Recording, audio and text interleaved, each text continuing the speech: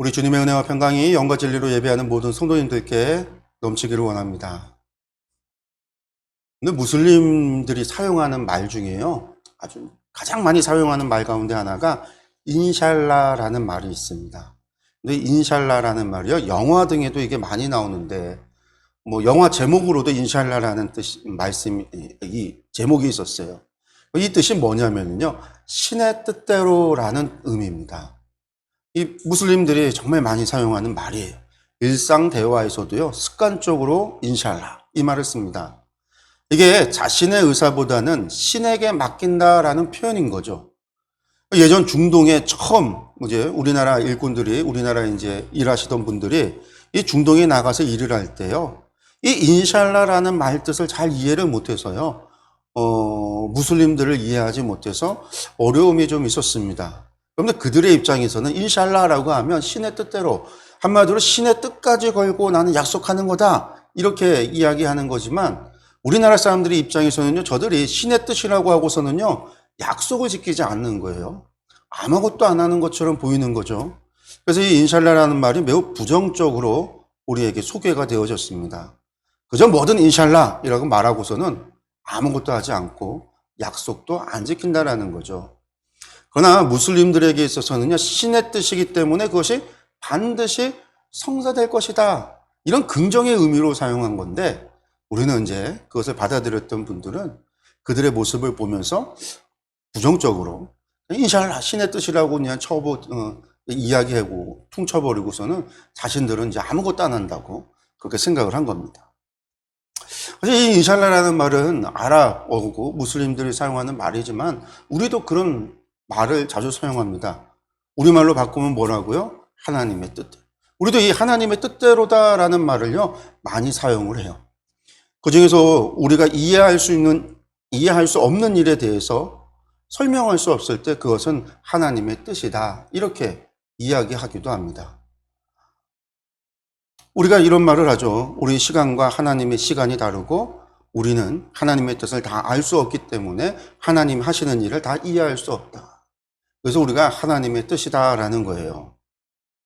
어떤 목사님은요, 이것을 이렇게 비유하기도 합니다. 여러분들 엿장수가 엿을 팔 때 가위를 이렇게 치잖아요. 이 가위를 몇 번 칠까요? 이걸 누가 알겠어요? 엿장수 마음이죠. 엿장수 마음인 거예요. 하나님 마음이다라는 거예요. 하나님 마음이다. 그리고 그것을 우리에게 말씀하시지 않는 이상 우리는 알 수 없다, 이렇게 표현을 하죠. 여러분, 우리가 보는 가나안 전쟁도 그렇습니다. 근데 김효국이라고 하는 사람이 있어요. 이 사람이 한신대에서 신학을 공부했지만 나중에 신학을 포기하고 이제 철학을 공부해서 철학과 교수가 되는 사람이죠. 여러분, 이 사람이 신학을 공부하다가 구약을 보는데 구약에서는요, 백정과 같은 하나님만 보았다라는 거예요. 순종하지 않으면 다 쳐 죽이고, 이방인이라고 쳐 죽이고, 믿지 않는다고 쳐 죽이는, 그런데 그런 하나님을 봤다라는 거예요. 여러분, 실제로 구약 성경을 보면요, 정말 그런 내용들이 보여요. 우리가 이제 오늘 보는 말씀도에 하나님께서 가나안 정복을 명하시면서 그곳에 있는 사람들 전멸시켜라, 이런 얘기를 하시잖아요. 그러니까 이 김여공이라는 사람이요, 구약 성경을 보는데 거기 나오는 하나님은 전혀 사랑의 하나님, 그와 같지 않다라는 거예요. 그냥 인간 백정처럼 그냥 다 쳐 죽이는 그런 하나님이다라는 거죠. 사실 가나안 전복 전쟁을 오늘 우리의 관점, 이 현대의 관점에서 본다면 이건 정말 이해할 수 없고 어렵습니다. 그들을 진멸하라고 하시는 하나님의 모습은 결코 신약이 증거하는 사랑의 하나님과 혹은 예수 그리스도의 십자가와는 달라 보입니다. 어떻게 어린아이들까지 다 죽이라고 하시는가?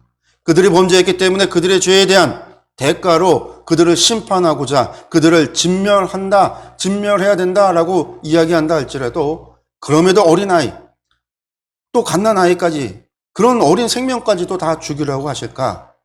이러한 학살을 벌인 이스라엘을 향하여 잘했다 칭찬하시고 순종했다고 복을 주실까? 이러한 질문은요, 한도 끝도 없습니다. 우리가 신앙생활을 하면서요, 그냥 무조건적으로 믿으십시오라는 이러한 습관적인 언어 속에서 우리가 말씀을 그냥 넘어가서 그렇지, 실제로 세상 사람들은 이런 이야기 속에서 그런 질문을 던져요. 그런 하나님은 정말 사랑의 하나님일까? 공의의 하나님일까? 죄 없는 어린아이들까지 죽이라 명하시는 하나님. 이런 질문들을 던진다라는 거예요. 그런데 이러한 질문을 던지기 시작하면 정말 한도 끝도 없고, 그리고 우리는요, 이런 것에 대해서 정확한 답을 할 수가 없습니다. 우리가 아는 한에서, 또 우리가 추측하고 가정하는 한에서 아마 이럴 것이다 라는 생각으로 답을 할 뿐입니다. 왜 그러냐면 이것은 정말 하나님의 뜻이기 때문인 거죠. 그리고 그 뜻에 대해서 명확하게 설명하고 있지 않은 경우가 많기 때문입니다. 오늘 가나안 정복을 명하실 때에도요, 왜 그들을 다 전멸시켜야 되는가에 대한 자세한 언급이 없어요. 그저 맥락 속에서, 말씀의 맥락 속에서, 성경의 앞뒤의 이야기 속에서 우리가 추측할 뿐입니다. 그렇기 때문에 우리가 하나님에 대해서 전부 다 알고 이해하고 우리가 믿는 게 아니에요. 우리가 하나님의 말씀을 통해서 하나님의 뜻이 이럴 것이다 라고 하는 우리가 그런 생각 속에서 하나님을 믿는 거죠. 우리가 하나님께서 우리에게 모든 뜻을 밝히지 않는다면 우리는 결코 하나님의 그 마음도 뜻도 다 알 수 없어요. 그래서 사실 우리에게 요구되는 것이 정말 하나님을 향한 믿음이고 신뢰입니다.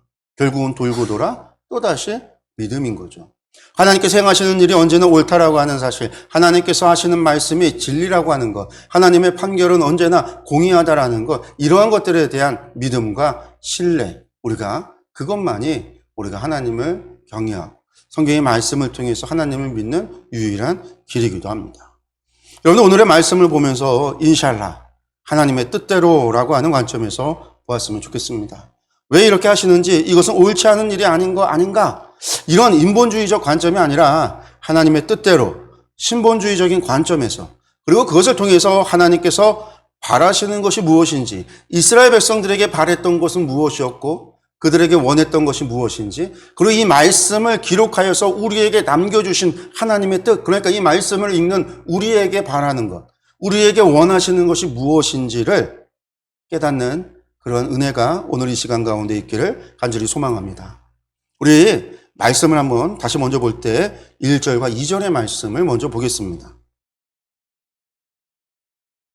주 당신들이 하나님이 당신들이 들어가 차지할 땅으로 당신들을 이끌어 들이시고 당신들 앞에서 여러 민족고 당신들보다 강하고 수가 많은 7민족인 헷족과 기르가스족과 아모리족과 가나안족과 브리스족과 히위족과 여부스족을 다 쫓아내실 것입니다. 주 당신들의 하나님은 그들을 당신들의 손에 넘겨주셔서 당신들이 그들을 치게 하실 것이니 그때 당신들은 그들을 전멸시켜야 합니다. 그들과 어떤 언약도 세우지 말고 그들을 불쌍히 여기지도 마십시오. 아멘. 여러분들 신명기 7장에서는요, 이제 가나안 땅을 정복하는 것, 이것에 대해서 처음 명령으로 시작을 합니다. 이 명령 보면 뭐라고 이야기하고 있죠? 하나님께서 이스라엘 앞서 가시면서 그 땅의 여러 민족들 가운데서도 수가 많은 민족, 강한 민족, 그 7민족을 쫓아내실 것이다 라고 말씀하고 있어요. 그리고 나서 하나님께서 이스라엘 백성들의 손에 넘겨주신 자들은 반드시 전멸시켜야 한다, 이렇게 말씀하고 있죠. 우리는 흔히 이 가나안 전쟁을요, 진멸전쟁이다 라고 말해요. 가나안 족속의 사람들을 아주 씨가 말리도록 완전히 다 죽이는 그런 진멸전쟁으로 이해를 해요. 그리고 이것을 갖다가 왜 그렇게 보냐면 창세기 15장에 하나님께서 아브라함에게 가나안 땅을 약속하시면서 무엇이라고 말씀하시냐면 430년 동안 그들이 방황하다가 그 이후에 약속의 땅을 차지하게 될 거다. 왜 430년이라는 기간을, 400년의 기간을 두셨는가라고 할 때 아모리 족속의 죄악이 아직 가득 차지 아니함이다, 이렇게 말씀을 해요. 이 근거를 가지고 가나안 전쟁은 그들의 죄가 가득 차서 그들을 심판하는 심판의 전쟁이다라는 거죠. 그래서 그들의 죄를 심판하기 위해서 하나님께서 그들을 진멸하라, 이렇게 말씀하셨다라는 거예요. 이러한 주장은 고고학적으로도 그 시대에 발견되는 수많은 유적 속에서 수많은 인신공양의 그 어린아이들을 갖다가 불태워 제사를 드렸던 그런 인신공양의 흔적들이 발견되면서 지지를 받아요. 이 사람들이 이렇게 아주 악했구나. 이 사람들이 이렇게 죄가 가득했구나. 이렇게 자녀들을 갖다가, 죄 없는 어린아이들을 갖다가 불태워 죽였구나. 이제 이렇게 이야기를 하는 거죠. 그런데 오늘 말씀 보면은요, 1절과 2절의 말씀을 보면 가나안 전쟁이 구분이 되어져 있어요. 이게 단순히 진멸 전쟁이 아니라는 것을 우리가 오늘 말씀을 통해서 볼 수 있습니다. 왜 그러냐면 먼저 하나님께서 무엇을 하신다고 이야기하시냐면 가나안의 이방 민족들을 가나안 땅에서 쫓아내실 것이다 라고 말씀하세요. 이스라엘 민족 앞서 가시면서 그들을 쫓아내신다라는 거예요. 그 다음으로 하나님께서 이스라엘 사람들의 손에 넘겨주는 자들이 있다라는 거예요. 그렇게 손에 넘겨주는 자들이 있으면 이스라엘 사람들은 어떻게 해야 돼요? 그들을 전멸시켜야 한다라는 거예요. 그러니까 쫓아내는 것과 전멸시키는 것은 다른 이야기잖아요. 죽이는 것과 그냥 쫓아내는 것은 다른 이야기라는 거예요. 가나안 전쟁에는 쫓아내는 것과 전멸시키는 두 가지가 있다라는 이야기예요. 그럼 이것을 어떻게 이해할까요? 우선은 쫓아내는 와중에 하나님께서 또 이스라엘 손에 넘겨주는 자들도 있을 거라는 이야기죠. 하나님께서 가나안 족속들을 약속의 땅에서 쫓아내실 것인데 그때 하나님께서 그들 중 일부를 이스라엘 손에 넘기시겠다라는 것이고 이 넘겨지는 자들을 이스라엘은 반드시 전멸시켜야 한다라는 겁니다. 이때는 그들과 어떤 언약도 세워서는 안 되고 또 그들을 불쌍히 여기서도 안 된다 이렇게 말씀합니다. 그러므로 이것은요 우리가 생각해 본다면 이것은 하나님께서 쫓아내실 자들과 전멸시킬 자들을 구별하고 있구나라는 걸 알 수 있는 거예요. 하나님께서 쫓아내시는데 힘이 겨워서 못 쫓아내셔서 야 이스라엘아 이것들은 니들이 처리해 그게 아니라 하나님께서 쫓아내실 자들과 전멸시킬 자들을 구분해서 쫓아내시기만 하시는 이들도 있고 정말 전멸시키는 사람들도 있었다라는 거예요. 바꿔 말하면 이건 무엇일까요? 하나님께서 아브라함에게 말씀하셨듯이 아모리 족속의 죄가 가득 찰 때까지 기다리셨다라고 하셨죠. 그들의 죄를 심판하시는데 다 죽이는 것이 아니라 쫓아낼 자들과 정말로 심판하셔서 그들을 전멸시킬 자들을 구별하여 심판한다라는 거예요. 성도 여러분, 그렇다고 한다면 이 가나안 전쟁은 무조건적인 진멸의 전쟁입니까? 그렇지 않은 거죠. 무조건 가나안 땅에 사는 사람은 다 죽여야 하는 그러한 전쟁이 아닙니다. 하나님께서 죄인들을 심판하는 심판입니다. 물론 그 심판에서 하나님께서 이스라엘 손에 맡긴 이들은요 반드시 전멸시켜야 합니다. 이 부분은 너무나 잔인하고 또 무서워 보일 수 있어요. 그러나 하나님께서 이스라엘에게 또 이렇게 명령하시는 이유가 있을 거란 말이에요. 왜냐하면 하나님께서 직접 심판하실 수도 있어요. 직접 하실 수 있음에도 불구하고 왜 이렇게 하실까? 우리 노아 시대의 세상을 하나님께서는요 물로 다 직접 심판하셨습니다. 아브라함 시대에는요 소돔과 고모라를 직접 불로 다 심판하시기도 하셨어요. 홍해 바다에서는요 이집트의 그 군대를 하나님께서 직접 수장시켰습니다. 그런데 왜 이스라엘을 통해서 그 땅에 사는 사람들을 심판하시는 것일까? 우리는 여기에 초점을 맞춰야 돼요. 하나님께서 이스라엘에게 지금 무엇을 원하시는가라는 거죠. 그리고 그것이 이스라엘에게 원하는 것이 만약에 그것이 하나님께서 하나님의 백성들에게 바라시는 보편적인 것이라고 한다면 바로 그것이 오늘 우리에게 주시는 하나님의 메시지라는 거예요. 우리는요 그 답을 4절의 말씀을 통해서 유추할 수 있는데요. 우리가 3절과 4절의 말씀을 함께 보겠습니다. 그들과 혼인관계를 맺어서도 안 됩니다. 당신들 딸을 그들의 아들과 결혼시키지 말고 당신들 아들을 그들의 딸과 결혼시키지도 마십시오. 그렇게 했다가는 그들의 꾀에 빠져서 당신들의 아들이 주님을 떠나 그들의 신들을 섬기게 될 것이며 그렇게 되면 주님께서 진노하셔서 바로 당신들을 멸하실 것입니다. 아멘. 여러분 오늘 말씀에서 우리가 중요하게 보아야 할 것이 바로 이거예요. 4절 말씀. 즉 진멸전쟁이나 전멸시켜라 이것이 아닙니다. 여러분 이것은요 그 당시 광야 2세대들에게 주신 특별한 명령입니다. 이것은 우리가 따라야 하는 명령이 아니에요. 하나님께서 가나안 족속들 진멸하라고 했으니까 우리도 대대로 그냥 가나안 족속들만 보면은 진멸해야 돼. 그 이야기가 아니라는 거예요. 여러분들 이 명령만 가지고 우리가 보편적인 원리를 찾는다고 한다면 그것은 하나님은 공의의 하나님이시므로 하나님의 명령에 무조건 순종해야 한다. 뭐 이 정도. 하나님은 심판해 주라. 그들의 죄를 심판하신다. 이런 것들을 우리가 찾을 수 있겠지만 실제로 오늘 말씀에서 중요하게 여기는 것은 그 부분이 아니라는 거예요. 우리가 주의 깊게 봐야 되는 것이 바로 3절과 4절의 말씀 이거예요. 하나님께서 이스라엘 백성들에게 요구하시는 것. 그게 무엇이냐? 근데 가나안 민족들과는 혼인관계를 맺어서도 안 되고 자녀들을 결혼시켜서도 안 된다라는 거예요. 그럼 다시 돌아가서 이게 만약에 진멸, 다 죽여야 되는 전쟁이라고 한다면 다 죽이고 무슨 결혼할 대상이 있겠어요? 아니라는 거죠. 진멸이 아니라는 거예요. 이미 전제부터가. 죽일 자들을 죽이시고 심판하시지만 쫓아낼 자들은 쫓아내지. 그렇지만 쫓아낸 자들은 어떻게 될까요? 이스라엘의 이웃으로 같이 살아갈 수밖에 없는 거예요. 그런 말씀의 전제가 있기 때문에 그들과의 혼인관계, 자녀들을 결혼시키는 것에 대해서 금지시키고 있습니다. 왜냐? 여기서 중요합니다. 이방 민족의 깸에 빠져서 하나님을 배신하고 그들의 신을, 우상을 섬길 수 있기 때문입니다. 그리고 그렇게 되면은 하나님께서 이스라엘을 멸하실 것이다라고 경고합니다.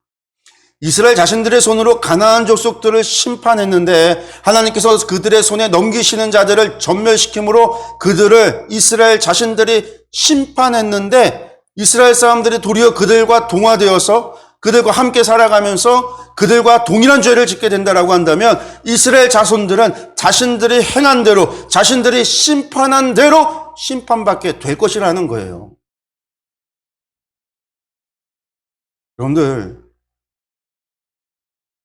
하나님이 왜 이스라엘을 통해서 그들을 심판하시는가? 사실 하나님께서 직접 하실 수 있다라고 했어요. 노아의 홍수 심판이나 소돔과 고모라나 아니면 40년 전에 무슨 일이 있었어요? 이집트를 심판하셨습니다. 10가지 재앙을 통해서 이집트를 심판하시고 이스라엘을 구원하셨어요. 하나님께서 하실 수 있음에도 이스라엘 백성의 손을 통해서 행하고 있는 것은요, 그들이 하나님의 심판의 엄미함을, 하나님의 심판의 무서움을 알기를 원하시기 때문에 그런 거예요. 그들이 직접 하나님의 심판을 행하고 공의를 집행했다라고 한다면 그와 동일하게 자신들도 죄를 지을 때 자신들도 동일한 심판을 받을 수 있다라는 사실을 알게 하기 위함이라는 거예요. 여러분들, 이와 같은 일이 이스라엘 역사 가운데 실제로 일어납니다.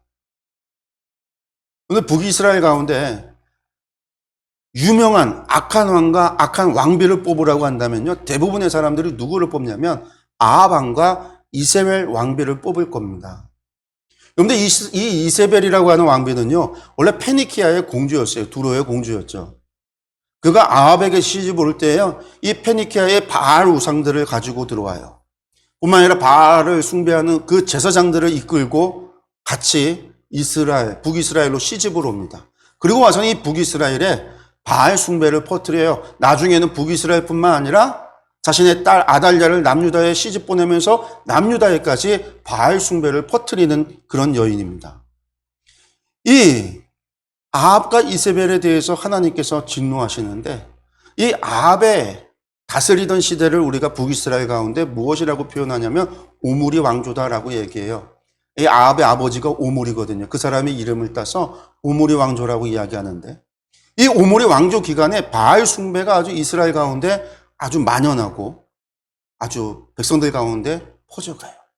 우리가 잘 아는 엘리야와 엘리사가 바로 이 시대에 활동했던 사람이고 우리가 잘 아는 갈멜산에서 바알이 하나님이냐 여호와가 하나님이냐 불로다 하늘에서 불을 내려 재물을 태우는 이가 하나님이시다라고 하는 이런 대결을 벌인 것도요, 이 아합 시대예요. 바알 숭배. 하나님께서 이 바알 숭배 오므리 왕제에 진노하셔서 그들을 심판하게 되는데 이때 하나님께서 누구를 통해서 심판하냐면 예후라고 하는 장군을, 군대 장관이었던 이 장군을 통해서 심판합니다. 하나님께서는요, 예후를 택해서 기름을 부어 왕으로 삼고 오므리 왕조를 심판하게 하죠. 그래서 예후는요, 오므리 왕조를 학살합니다. 아합의 자녀들을요, 전부 다 죽여요. 이세벨도 죽여요. 이세벨이 놀라서 왕궁에서 창에서 떨어져 갔고요. 땅에 떨어지자 개들이 와서 그의 피와 그의 살을 먹었다. 핥았다. 그런 일들이 벌어질 뿐만 아니라 바알의 제사장들까지도요, 전부 다 모아서 전부 다 숙청을 해버려요. 이 학살이 얼마나 대단했냐면요, 그때 당시에 죽은 자들이 엄청나게 많았어요. 그런데 하나님께서는 예후가 그렇게 학살한 것에 대해서 칭찬을 하세요. 잘했다. 이 바알 숭배에 대한 진노를 볼 수 있는 거죠. 이때 대표적으로 이 예후가 오므리 왕조의 사람들을 학살했던 지역이 어떤 지역이냐면 이스라엘이라고 하는 지역이에요. 이스라엘. 이렇게 오므리 왕조를 멸망을 시키고 시작이 된 게 바로 예후 왕조입니다. 예후 왕조. 그런데 이 예후 왕조 역시요. 예후 역시 하나님을 배신하고 우상을 섬기고 악한 길을 가게 돼요. 하나님께서 진노하시죠. 분노하셔요. 그래서 하나님께서 이 예후 왕조를 심판하고자 선지자를 보내는데, 여러분들 이 선지자가 이 북이스라엘의 마지막 선지자였던 호세아 선지자입니다. 하나님께서 이 호세아 선지자에게 무엇을 명령하냐면 음란한 여인을 아내로 맞아서 음란한 자녀를 낳으라고 명령하세요. 그렇게 호세아는요, 이 고멜이라고 하는 여자를 아내로 삼고 그 여자에게서 3명의 자녀를 낳게 되는데, 그 자녀의 이름이 뭐냐면 이스라엘, 로함이라고 하는 이름입니다. 하나님께서는 이들 3 자녀의 이름으로써 이스라엘을 향한 심판을 말씀합니다. 먼저 이스라엘. 여러분, 이스라엘이 뭐냐? 예후 왕조의 시작이 이스라엘이라고 하는 지역에서 오므리 왕조 사람들을 숙청하고 죽이고 피해 숙청을 통해서 시작이 됐는데, 하나님께서 이스라엘에서 예후 왕조가 시작이 됐듯이 오므리를 심판하고 예후 왕조가 시작됐듯이 내가 그 이스라엘에서 예후 왕조를 심판할 것이다, 멸망할 것이다 라고 말씀하십니다. 즉 그들이 행한 대로 심판받을 것이라는 뜻이죠.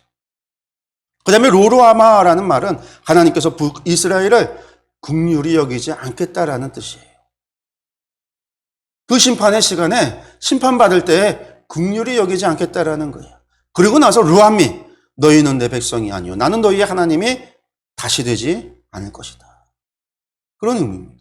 말 그대로 예후가 하나님의 심판의 도구로 오므리 왕조를 심판했는데, 너희가 동일한 죄를 지었기에 너희가 심판한 대로 너희도 동일하게 심판을 받을 것이고, 그때에 결코 너희가 긍휼함을 받지 못하며 내 백성이 되지 못할 것이다. 다른 말로 나는 너희의 하나님이 되고 너희는 내 백성이 되리라. 이게 언약인데 하나님께서 그 언약을 파기하시겠다라는 뜻이에요. 그리고 정말 그대로 예후 왕조는요, 멸망하게 됩니다. 오늘 말씀이 그것이에요. 너희가 만약에 가나안의 죄를 따라가게 되면 너희가 심판한 대로 너희가 심판을 받게 될 것이라는 거예요. 또한 그 심판받을 때에 어떤 언약도 맺지 않고 맺었던 언약도 다 파기하게 될 것이고, 너희도 긍휼히 여김을 받지 못할 것이다. 하나님께서 이스라엘에게 명하신 대로 너희 손에 붙여줄 때 너희가 그 손에 붙은 자들을 진멸할 때에 어떤 언약도 세우지 말고 그들을 긍휼히 여기지도 말라 말씀하셨던 그대로 하나님께서 이스라엘을 그대로 갚으실 거라는 거예요. 성도 여러분, 하나님께서 전멸하라 명하시는 이유가 무엇입니까?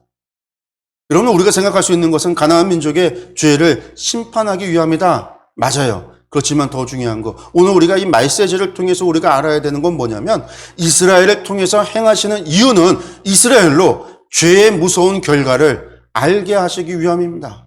하나님의 심판을 두려워하게 하기 위함입니다. 죄의 무서움을 안다면 죄를 멀리할 것이기 때문이죠.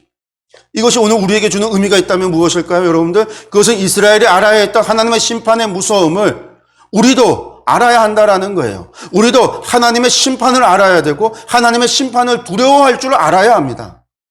심판의 주이신 하나님을 경외할 줄 알아야 한다라는 거예요. 성도 여러분, 우리가 하나님을 믿는다고 하면서도 죄를 짓는 이유가 무엇일까요? 근데 그것은요, 하나님을 믿는다고 하지만 실상은 하나님의 심판을 믿지 않기 때문입니다. 혹은 하나님을 믿지만 하나님의 심판은 나와 아주 먼 곳에 있다라고 생각하기 때문이에요. 나와는 상관없는 일이다라고 생각을 하는 거죠. 그래서 심판에 대한 두려움이 없습니다. 죄 짓는 것에 대한 두려움이 없어요. 죽음에 대한 두려움도 없습니다. 그저 우리의 몸에 큰 질병이 생기거나 해야 우리는 죽음을 생각을 하죠. 가까운 이의 죽음을 통해서 우리는 죽음을 생각하기도 합니다. 근데 그것도 잠시 잠깐이에요. 그 외에는 우리는 사실 죽음이 우리와 아주 멀리 있다라고 여길 뿐입니다. 그래서 우리는 오늘 심판에 대한 두려움이 없습니다. 죄에 대해, 죄 짓는 것에 대한 두려움이 없어요. 하나님이 심판해 주자라고 하는 사실에 대해서 별 감흥이 없어요. 그래서 우리는 오늘 방종한 삶을 사는 거죠. 죄를 반복하는 거예요. 성도 여러분, 그러면 어떻게 해야 하나님의 심판을 우리가 믿을 수 있을까요?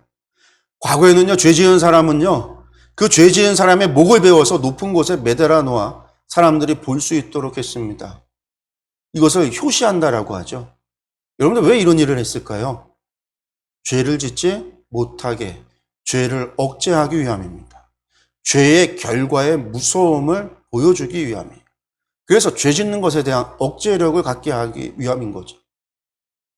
그러나 오늘날 이러한 것을 우리는 볼 수 없어요. 죄 지은 사람은요, 재판을 받고 교도소에 갑니다. 사회와 분리를 하죠. 그렇다 보니까 죄의 끔찍한 결과에 대해서 우리는 접할 길이 없습니다. 그러다 보니 더더욱 죄에 대해서 두려워하지 않아요. 심판에 대해서 두려워하지 않습니다. 그저 우리 피부와 와닿는 것이라고 한다면 교통질서 법규를 어겨서 내는 범칙금 정도일 뿐이에요. 그래서 불법을 두려워하지 않고 심판을 두려워하지 않게 돼요. 그러나 막상 자신에게 닥치고 나면요, 세상 그 무엇보다 무서운 것이 법이라는 사실을 알게 되죠. 여러분들, 하나님의 심판도 마찬가지입니다. 우리가 나와 상관없다고 살아가지만 막상 닥치고 나면 세상 그 무엇보다도 무서운 것이 하나님의 심판입니다. 우리가 지금 당장 눈앞에 죽음을 앞두고 있다라고 한다면 그동안 지은 죄로 말미암아 하나님의 심판이 두려울 것입니다. 그래서 믿음 없는 사람들도, 신을 부정하는 사람들도 죽음을 앞두고 나면요, 전부 다 죽음을 두려워하고 내세를 두려워하고 심판을 두려워합니다. 그럼 여러분도 어떻게 해야 할까요? 여러분들 대비해야 합니다. 세상 사는 가운데에도 법을 알아야 하듯, 운전을 하더라도 교통법규를 알아야 하고, 사업을 하려면 사업과 관련된 법을 알아야 합니다. 불법을 저지르기 위해서가 아니라 그 일을 잘 알아려면 당연히 법을 알아야 합니다. 그렇게 법을 지킴으로 불법을 방지하고 또 심판을 피할 수 있습니다. 하나님 나라도 마찬가지입니다. 하나님의 백성으로 잘 살기 위해서는 하나님 나라의 법을 잘 알아야 합니다. 그럼 법이 무엇입니까? 하나님의 명령과 규례와 법도입니다. 여러분들 그것을 잘 지켜야 합니다. 그것이 하나님의 심판을 피할 수 있는 유일한 길입니다. 불법을 행하기 위해서 하나님의 말씀을 아는 것이 아니라 하나님의 백성으로서 하나님께서 약속하신 복을 누리며 잘 살기 위해서도 알아야 합니다. 그리고 그것을 지켜야 합니다. 나아가 죄를 예방해야 됩니다. 세상이 우리의 죄를 억제해 줄 수 있는 것들이 없다라고 한다면, 오늘날 그러한 것들이 사라진 시대에 우리가 살고 있다라고 한다면 우리 스스로 죄를 억제할 수 있도록 예방해야 합니다. 죄 지을 가능성이 있는 것들을 우리의 삶 속에서 제거해야만 돼요. 삶에서 부정한 것들을 제거해야 하듯이 죄를 짓도록 우리를 유혹하고 시험에 들게 하는 모든 것들을 제거해야 합니다. 여러분들, 이것은 이스라엘도 마찬가지였어요. 그래서 하나님께서는 이스라엘에게 다음과 같은 명령을 하는 거죠. 5절의 말씀입니다. 그러므로 당신들은 그들에게 이렇게 하여야 합니다. 그들의 제단을 허물고 석상을 부수고 아세라 목상을 꺾고 우상들을 불사르십시오. 아멘. 이스라엘 사람들이 이방인들과 어울리다 그들의 신들을 섬기게 되면 하나님께서 멸하실 것이라 경고한 모세는요, 이어서 무엇을 얘기합니까? 하나님의 심판을 피하려면 어떻게 해야 된다? 이방인들의 제단을 허물고 석상을 부수고 아세라 목상을 찍어버리고 우상들을 불살라 버려야 한다, 이렇게 말하고 있죠. 여러분들, 레위기 정결법을 보면은요, 부정한 것은요 전부 접촉을 통해서 옮긴다라고 했어요. 부정한 것을 접촉하는 모든 것이 부정하다라는 것이죠. 죄라는 것도 그렇습니다. 여러분들, 죄는요 전염력을 가지고 있어요. 그래서 죄를 짓는 자와 함께하면요 죄를 따라 짓게 되어져 있습니다. 죄를 짓는 장소에 머물러 있으면요 죄를 짓게 되어 있습니다. 그래서 부정한 것을 정결하게 하는 방법은 부정한 것들을 제거하는 것, 사회와 격리하는 것입니다. 마찬가지로 우상 숭배에 빠지지 않는 가장 좋은 방법은요 우상 숭배에 관련된 모든 것을 부수어 없애버리는 거예요. 그래서 우상이라는 것이 있는지도 모르는 세상을 만드는 것이죠. 죄도 그렇습니다. 친구들과 어울려 죄를 짓는다라고 한다면 친구들과의 관계를 과감히 끊을 줄 알아야 합니다. 그것이 죄를 짓지 않는 방법이죠. 늘 혼자 있을 때 음란한 죄를 짓는다라고 한다면요, 혼자 있는 상황을 만들지 않도록 애써야 합니다. 골방에서 죄를 짓는다면 골방을 없애고 공개된 장소로 나와야 합니다. 내 사업이 나로 하여금 죄를 짓게 한다라고 한다면 그 사업을 포기할 수 있어야 합니다. 그래서 죄가 가지고 있는 전염성으로부터 우리 자신을 지키고자 노력을 해야 돼요. 이처럼 죄를 예방하는 것이 우리를 죄로부터 지키는 가장 좋은 방법이에요.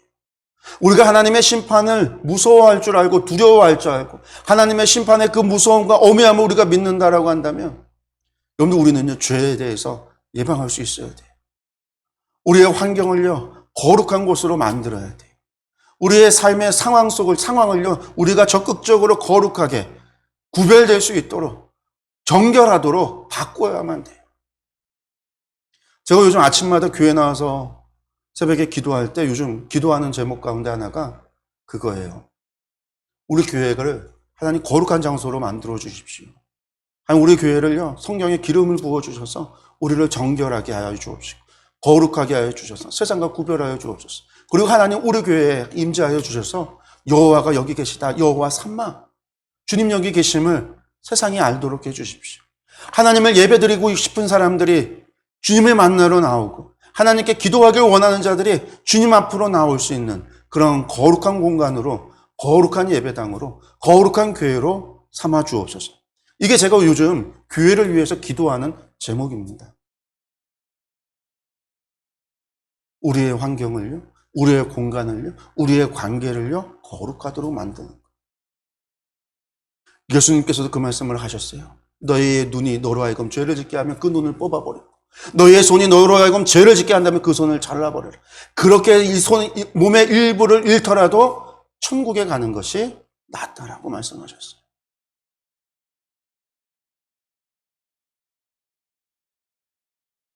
여러분들, 사랑하는 성도 여러분, 하나님의 심판은요, 분명히 있습니다.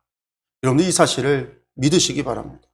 그러므로 죄를 예방하고 죄로부터 자신을 지키기 위해서 더욱 하나님의 말씀을 배우고 하나님께 기도로 의지하며 하나님을 경외하시기 바랍니다. 하나님을 경외해야 돼요.